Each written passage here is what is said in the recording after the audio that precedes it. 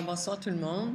Euh, Au risque de me répéter, parce qu'il y a peut-être des gens qui ont assisté à la conférence l'année dernière, c'est sûr que je vais reprendre certains sujets. J'ai quand même adapté ma présentation aux nouveautés et surtout au fait qu'on est capable maintenant d'identifier de nouvelles mutations dans de nouveaux gènes, ce qui nous force à nous pencher sur quel suivi médical optimal on peut offrir à ces femmes-là. Donc, on est quelquefois dans le néant.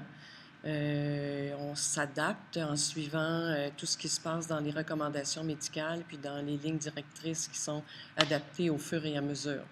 On sait que l'oncogénétique est un phénomène nouveau, mais qui prend beaucoup d'ampleur et qui va apporter énormément de nouvelles découvertes. Donc, on est à l'affût de tout ce qui se passe. Donc, mon sujet ce soir, c'est le dépistage et le suivi médical. Je vais faire une mention toute spéciale et dire un gros merci à Anne Robert qui a pris quand même beaucoup d'initiatives depuis qu'elle-même a connu toute la saga de la mutation et de toute la panoplie des chirurgies préventives. Et merci aussi à Centre Rose de nous donner un coup de main, puis à tous les commanditaires, la Fondation québécoise du cancer, etc. Donc, ce soir, je vais faire une rétrospective sur l'incidence du cancer. On va parler rapidement des facteurs de risque de cancer du sein qui touchent la population générale, mais qui touchent aussi les patientes qui ont des mutations. On va faire quelques mots sur quels sont les facteurs qu'on peut modifier. Il y en a très peu, vous allez voir. On va définir quelles sont les femmes à haut risque et quelles sont les options qui sont offertes pour un suivi médical optimal.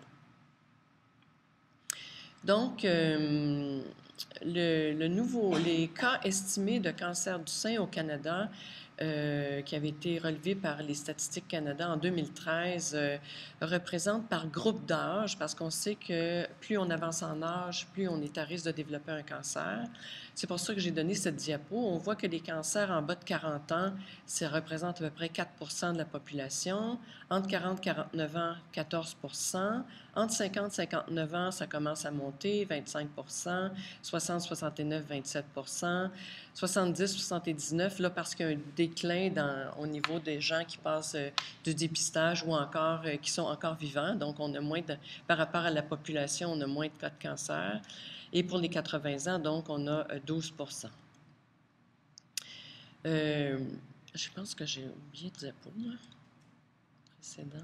Précédent. Non, c'est ça. Suivant. Alors, quels sont les facteurs de risque? Comme on l'a dit, l'âge. Hein, plus on avance en âge, plus on risque d'avoir un cancer. Si on est une femme, on a plus de risque d'avoir un cancer du sein.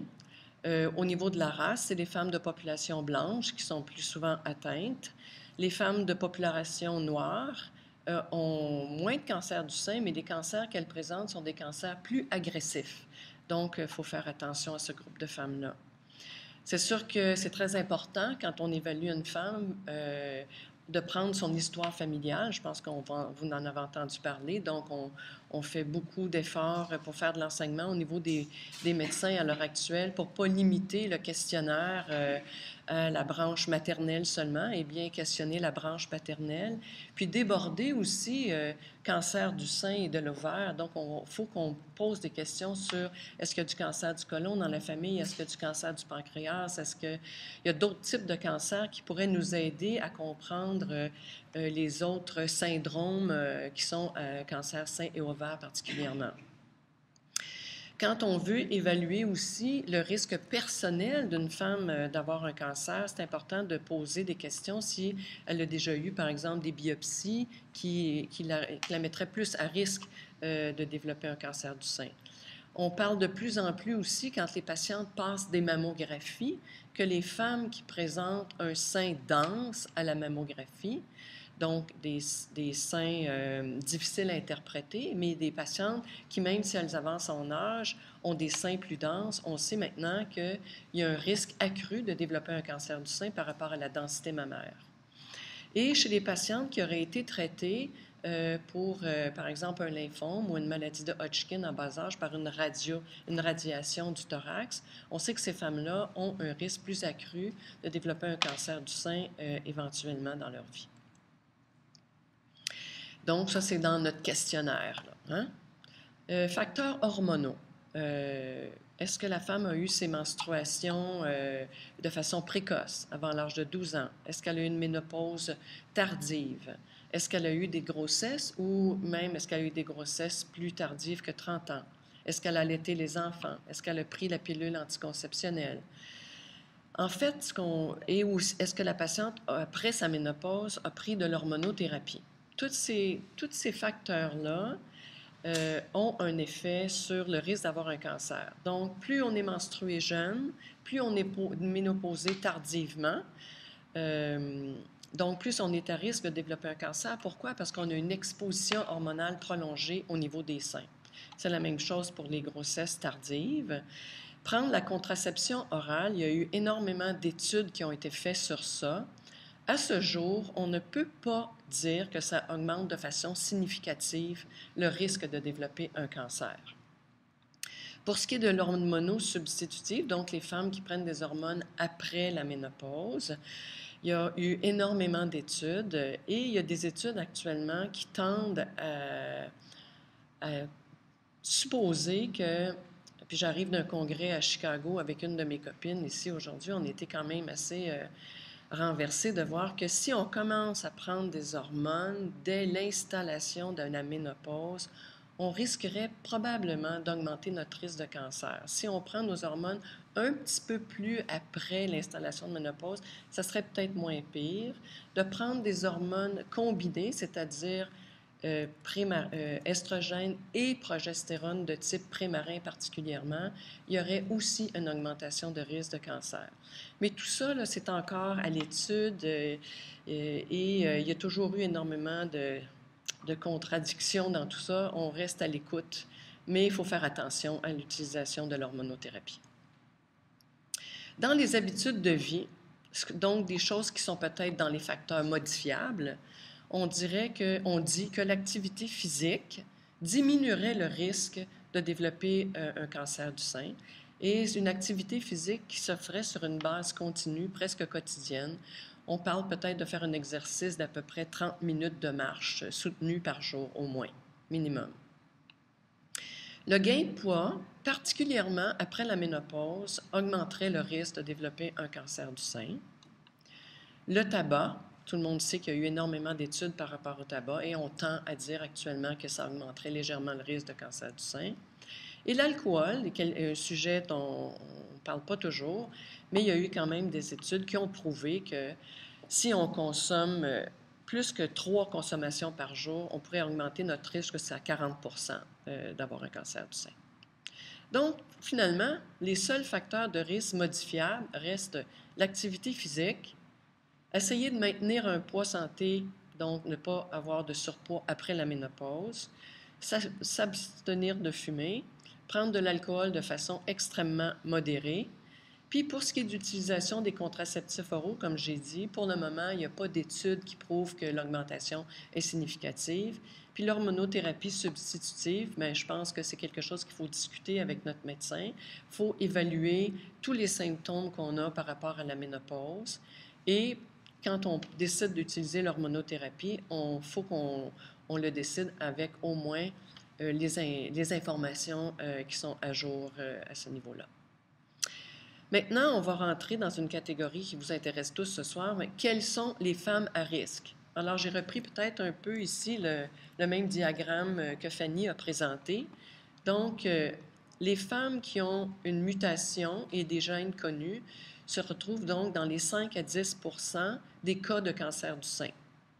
On a 20 à 30 qui seraient des cas de cancer qu'on dit familiaux.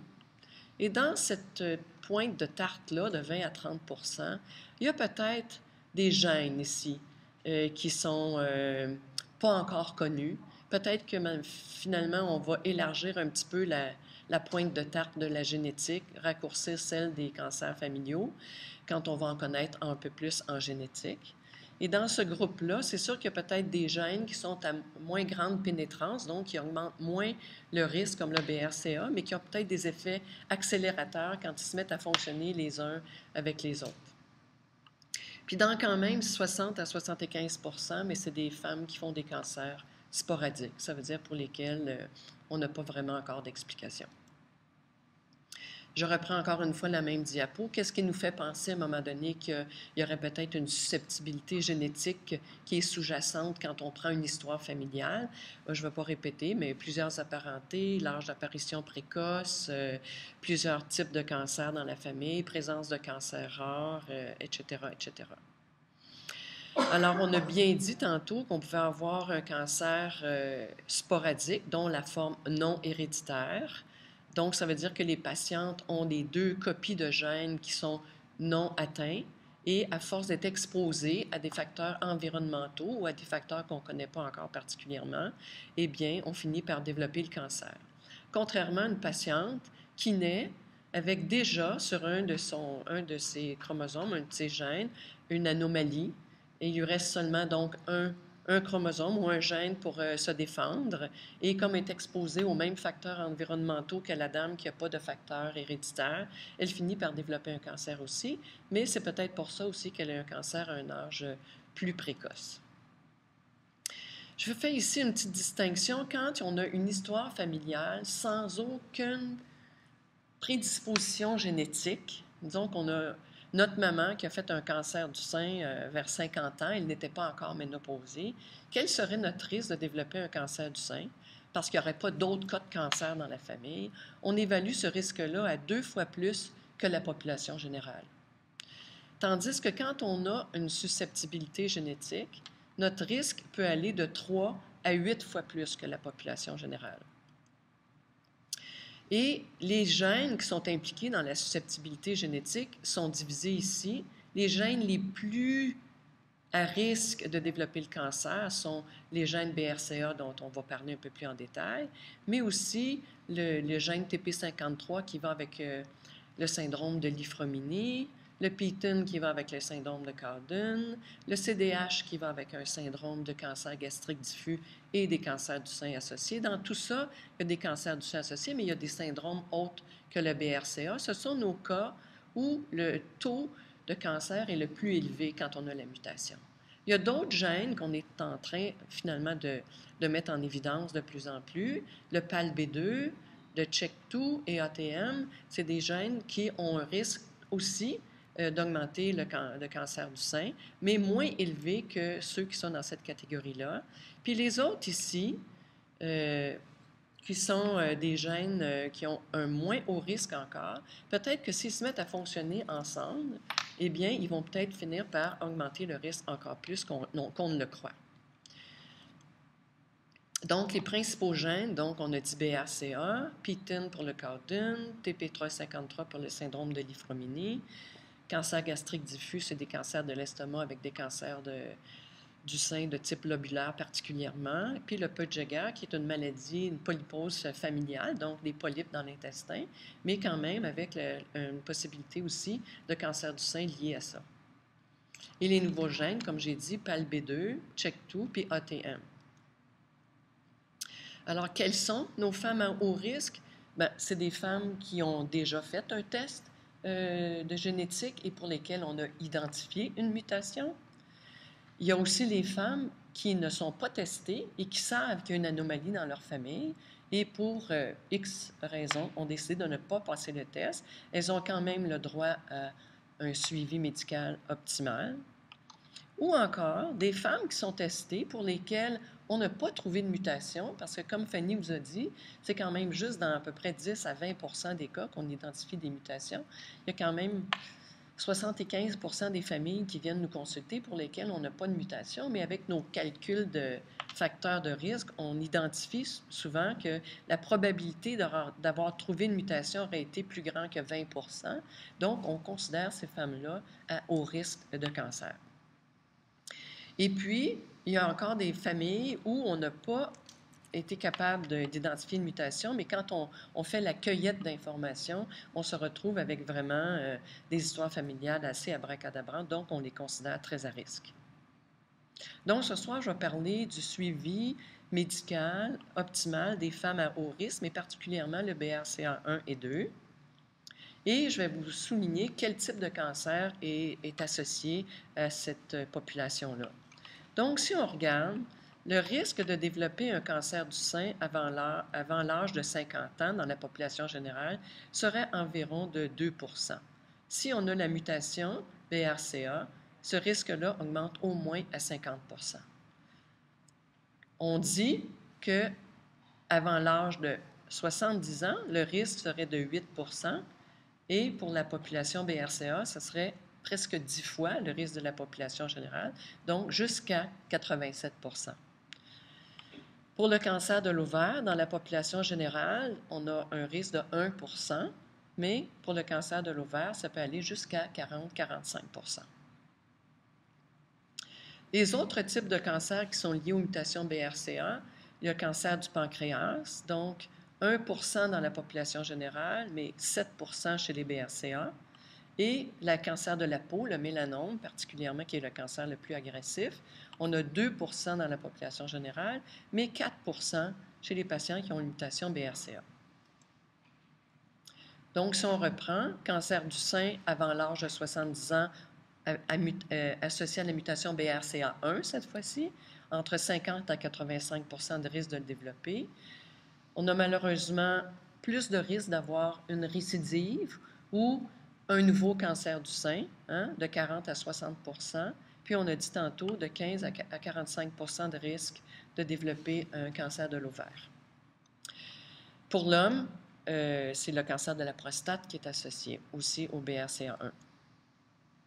Pour le BRCA2, encore une fois, pour le cancer du sein, c'est à peu près le même nombre de cas. Cancer de l'ovaire, un peu moins. Une récidive de cancer du sein, 52 %. Un deuxième, ou le fait d'avoir déjà un cancer du sein et de développer peut-être un cancer de l'ovaire, ça peut aller jusqu'à 16 %. Les autres cancers associés au BRCA2, on a prostate, estomac, côlon, pancréas et mélanome. Pour un homme, le risque de développer un cancer du sein est de 2 % pour la mutation BRCA1 et le cancer de la prostate, 14 %. Pour la mutation BRCA2, c'est plus élevé le risque de développer un cancer du sein et de la prostate. J'ai mis cette photo d'Angelina Jolie parce que quand elle a décidé de publiquement annoncer qu'elle avait procédé à des analyses génétiques et qu'elle avait décidé, suite à ça, de recourir à des chirurgies préventives, veut pas, ça a sensibilisé énormément la population. Et je pense que ça a incité les femmes à poser des questions auprès de leur médecin pour parler de, bon, moi aussi dans ma famille, j'ai des cas de cancer du sein, des cas de cancer de l'ovaire, et puis j'aimerais ça qu'on voit s'il y a des analyses génétiques qui sont possibles. Mais ça a influencé encore plus les patientes qui avaient une mutation de se poser la question, qu'est-ce que je peux faire pour ne pas développer de cancer? Alors, je pense que Mme Jolie a vraiment ouvert la porte à beaucoup de femmes pour venir soit passer un test de dépistage pour la génétique, mais surtout pour avoir recours à des chirurgies de prévention. Alors, on va juste faire la différence entre qu'est-ce que le dépistage et qu'est-ce que la prévention. Le dépistage, c'est de procéder à des examens pour essayer de détecter de façon précoce le cancer et comme ça, essayer d'en améliorer la guérison. La prévention, elle va essayer de réduire le risque d'apparition du cancer. Donc, il y a une grosse différence. À partir du moment où on a une mutation, on peut choisir de faire des examens de dépistage ou on peut choisir de faire des chirurgies préventives. Puis là, c'est à nous, les médecins, une fois que la patiente a rencontré des conseillères génétiques, qu'elle a eu son verdict, on va dire qu'elle a hérité de la mutation de la famille, qu'est-ce qu'on peut faire maintenant pour l'aider à vivre avec cette mutation-là, puis à diminuer le plus possible son anxiété par rapport au fait qu'elle est plus à risque de développer un cancer. Je veux absolument que vous reteniez une chose importante ce soir, c'est que le cancer du sein, les méthodes de dépistage qu'on a à l'heure actuelle sont quand même de très haute technologie, puis nous permettent effectivement de dépister un cancer à un stage précoce. Malheureusement, les examens de dépistage pour le cancer de l'ovaire sont très peu fiables. On pourrait même dire qu'ils ne valent rien du tout. On fait quand même une échographie pelvienne, on fait quand même les marqueurs du CA125, mais on sait très bien qu'on n'a pas actuellement de méthode de dépistage efficace et que on va amener probablement les femmes à faire la chirurgie préventive à l'âge qui est l'âge... nous, on amène les femmes à cette décision-là autour de l'âge de 35 ans. À partir de 35 ans, on en parle, ou surtout quand la famille est finie, parce que c'est la seule façon de réduire le risque de développer un cancer de l'ovaire, c'est vraiment d'aller enlever les organes, donc les trompes et les ovaires.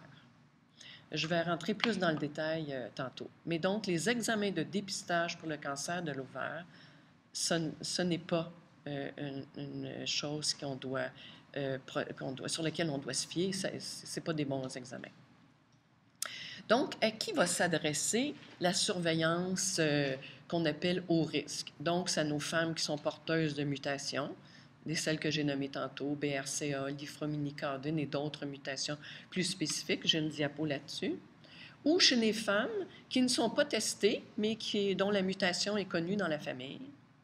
Et des femmes qui ne sont pas porteuses de mutation, mais dont l'histoire familiale est à haut risque, où on calcule que le risque de développer un cancer est autour de 20 et plus, 20 à 30 C'est la même chose pour les hommes à haut risque, les hommes qui ont la mutation ou des hommes non testés, mais qui ont 50 de risque d'avoir la mutation. Alors, je ne sais pas si on voit bien, mais pour le gène TP53, on pense que le risque de développer un cancer du sein pourrait être presque 100 La prévalence, ça veut dire le nombre de cas de patients qui ont le TP53, c'est quand même rare, c'est 1 sur 50 000. Le BRCA1 et le BRCA2, on a dit tantôt que le risque est à peu près de 8 à 10 fois le risque de développer le cancer. Donc, la population dans laquelle on retrouve, c'est une femme sur 400 à une femme sur 800. Et qu'est-ce qu'on recommande? C'est de faire tous les examens qui sont inscrits ici. Donc, la résonance magnétique des seins est un examen qui est recommandé et de discuter aussi la mastectomie. La même chose pour CDH, la même chose pour PTEN, la même chose pour d'autres gènes. Mais pour l'instant, on ne connaît pas encore la prévalence de ces gènes-là, mais pour ces examens, pour ces femmes-là, la résonance magnétique est un examen de routine. Donc, selon le NCCN, ça c'est le National Cancer Comprehensive Network, on recommande aux jeunes femmes dès l'âge de 18 ans d'avoir un examen clinique des seins à chaque 6 mois. À partir de 25 ans, on ajoute à l'examen clinique des seins une résonance magnétique, la plupart du temps, à chaque année.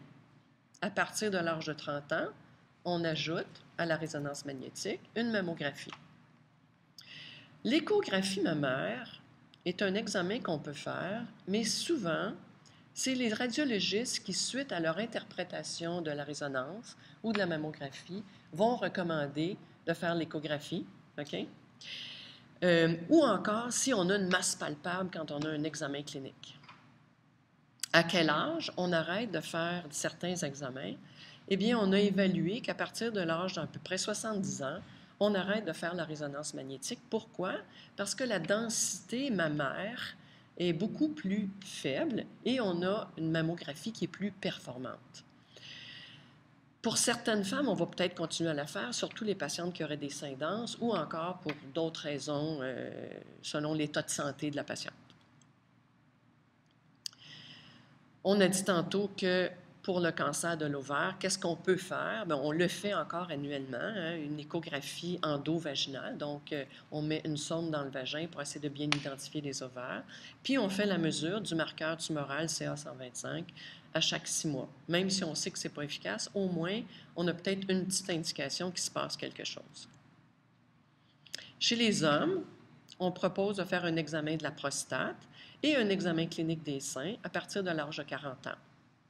Est-ce qu'on fait des mammographies aux hommes? On peut en faire parce qu'il y a des hommes qui ont quelquefois une asymétrie à l'examen clinique ou encore on a l'impression qu'il y a beaucoup de tissu graisseux et on n'est pas capable de bien déterminer si on est satisfait de notre examen clinique. Donc, on pourrait faire une mammographie. On peut faire un examen de la peau. On peut le faire aussi chez les femmes.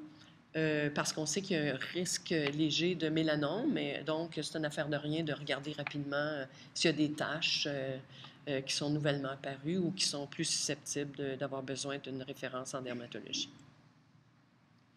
Donc, pour ce qui est du dépistage, on utilise donc l'examen clinique et on utilise des méthodes radiologiques. Pour ce qui est maintenant de la réduction du risque, hein, on a dit tantôt, la seule façon de réduire les risques et de faire de la prévention, c'est de faire des chirurgies préventives. Donc, à quel âge on propose d'enlever les trompes et les ovaires de façon bilatérale chez les patientes? Parce que ça peut réduire le risque de 95 ça réduit le risque de 95 d'après toutes les études qui ont été faites. Et on peut proposer de faire cette chirurgie-là dès l'âge de 35 ans. C'est bien évident, par exemple, que les chirurgies prophylactiques sont faites habituellement chez des patientes qui ont eu un test de génétique qui a été prouvé positif, donc une mutation identifiée. Est-ce qu'on enlève l'utérus? Est-ce qu'on n'enlève pas l'utérus? Il y a beaucoup de débats dans la littérature actuellement.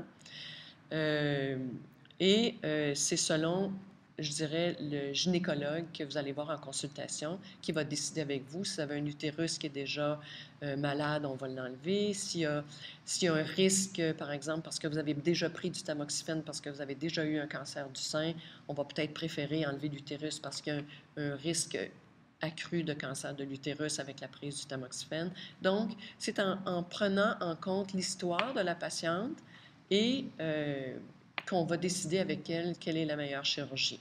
C'est sûr que de se faire enlever les trompes et les ovaires seulement, c'est une chirurgie qui est de plus courte durée et qui a beaucoup moins de convalescence. Quand on se fait enlever l'utérus, il y a toujours un petit peu plus de risque de complications, mais si ça vaut la peine, je pense qu'il faut respecter ce que le gynécologue vous recommandera. Est-ce qu'on peut réduire le risque de cancer de l'ovaire d'une autre façon? Eh bien, à prendre la pilule anticonceptionnelle, surtout pour les patientes qui n'ont pas eu encore d'enfants. Et si on a à choisir une méthode de contraception, mais ce qu'on va proposer aux patientes, c'est de prendre la pilule anticonceptionnelle parce que ça diminue le risque de cancer de l'ovaire d'environ 50 %. Cependant, est-ce que le fait de prendre la pilule anticonceptionnelle augmente le risque de cancer du sein? Je l'ai dit tantôt en début de présentation, il y a beaucoup d'études qui ont été faites et à l'heure actuelle, il n'y a pas eu de risque significatif qui est associé. Donc, on prescrit des contraceptifs oraux à nos patientes. Quand elles désirent d'avoir des enfants, on les laisse avoir des enfants. Puis quand la famille est finie, bien, on propose de faire une salpingo-ovariectomie. Puis pourquoi on enlève les trompes? Parce que le cancer de l'ovaire, souvent, commence dans les trompes.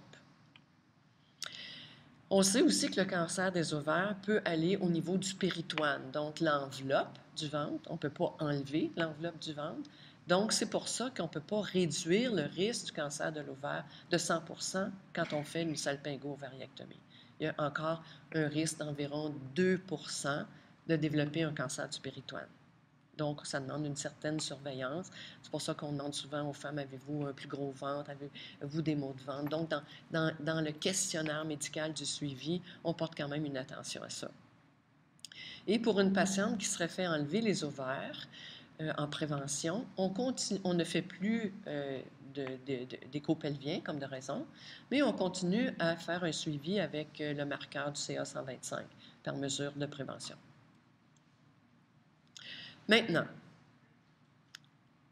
Si on veut maintenant réduire le risque de développer un cancer du sein, pour une patiente qui n'aurait jamais développé un cancer du sein, donc qui a une mutation, qui est non atteinte d'un cancer, on peut lui proposer de faire une mastectomie bilatérale avec reconstruction comme de raison immédiate. Hein? On ne fait pas une mastectomie, puis on ne fait pas une reconstruction dans un deuxième temps. Tout ça, ça fait dans le même temps. Et on peut réduire donc le risque de cancer du sein de 90 % avec cette chirurgie-là. Chez une patiente qui aurait déjà eu un cancer du sein ou qui développe son cancer du sein pendant qu'on fait son suivi médical, on peut lui proposer, au moment où elle aura développé son cancer à un stade précoce, de lui faire une mastectomie bilatérale à ce moment-là. Est-ce que ça réduit le risque autant que si on fait une chirurgie vraiment préventive? Non, ça ne le réduit pas autant, parce que malheureusement, une fois que le corps a été imprégné de cellules cancéreuses, on a vu tantôt qu'il y avait un risque de récidive. Donc, on va enlever le sein qu'on appelle contralatéral, le sein dans lequel il n'y a pas eu de cancer, donc pour réduire le risque d'avoir un cancer dans ce deuxième sein-là. Mais malheureusement, il pourrait toujours y avoir des métastases qui puissent se développer. Hein? Donc, on ne peut pas réduire le risque de 90 % une fois que le cancer est apparu dans le sein. On peut, en fait, le bénéfice de faire aussi la salpingo-ovariectomie à un âge très jeune, entre 35 et 40 ans, on a évalué qu'on pouvait diminuer le risque du cancer de l'ovaire de 50 %. Pourquoi? Parce qu'on crée une ménopause précoce. Hein? Excusez, oui, du sein, pardon. Donc, l'ovariectomie de prévention réduit le risque de cancer du sein de presque 50 %. Il y a eu quand même 2 études récentes en 2015 qui ont remis ceci en doute.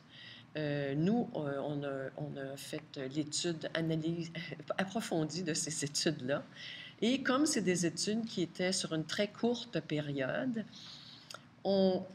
eux invalidaient, ça veut dire, disaient que c'est pas vrai que ça réduisait le risque, mais comme ça avait été seulement sur une période de 4 ans qu'on avait étudié, on pense que c'est pas un délai qui est assez long et on pense que quand même, il y a un effet favorable de protection du cancer du sein quand on a une ovariectomie prophylactique.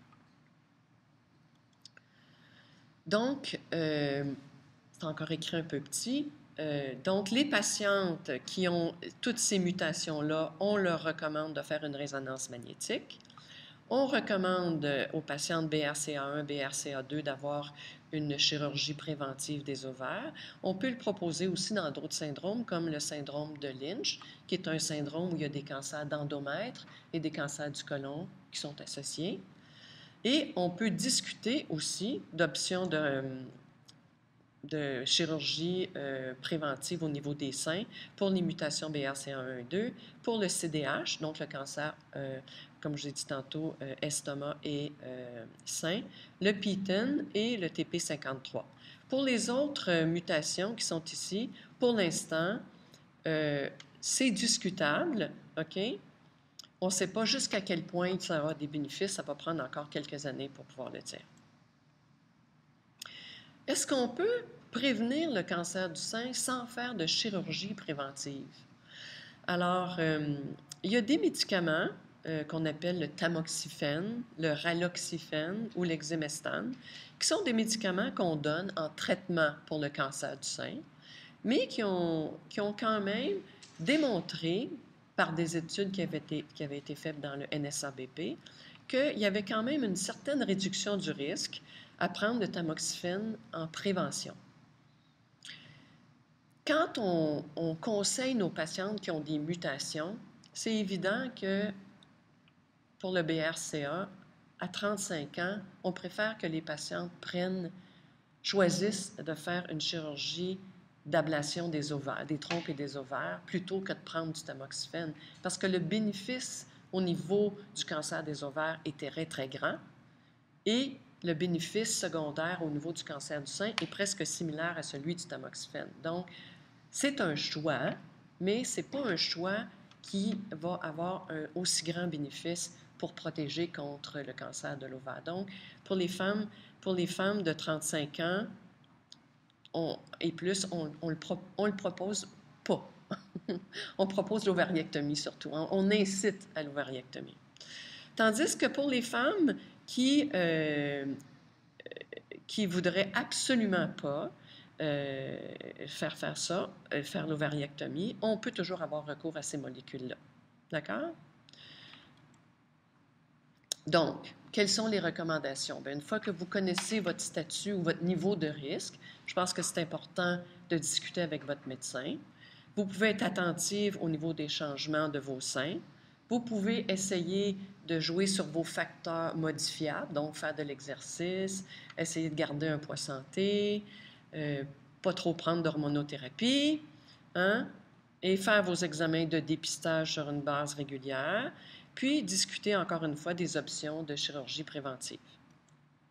Je vous laisse sur cette note de Chao Gunter. Je ne sais pas si vous connaissez Chao Gunter. C'est une jeune fille qui s'appelle Lily, qui a été diagnostiquée d'un cancer du sein et qui a écrit un livre et qui a un site Internet qu'elle met à jour régulièrement. Et d'ailleurs, je ne sais pas s'il y en a entre vous qui sont venus au BRADE, qui était le Breast Reconstruction Awareness, qui était organisé par les chirurgiens et les plasticiens du CHUM. Alors, il y a eu une mise à jour sur les différentes interventions, les différentes mastectomies préventives qu'on peut vous offrir. Il y a eu des patientes partenaires qui sont venus parler de leur expérience et parler aussi de leur vécu. Et Lily a mis son site Facebook à jour, puis a fait d'excellents commentaires sur le BRADE. Donc, c'est un site Internet qui est très facile à aller naviguer, qui est très rigolo et qui démystifie. Donc, je vous recommande d'aller faire un tour si ça vous intéresse sur son site. Elle était au BRADE, Lily, et elle a mis tout son site à jour. Le BRADE avait eu lieu le 21 octobre, donc elle est très up-to-date, comme on dit. Alors, bonne soirée. J'attends vos questions.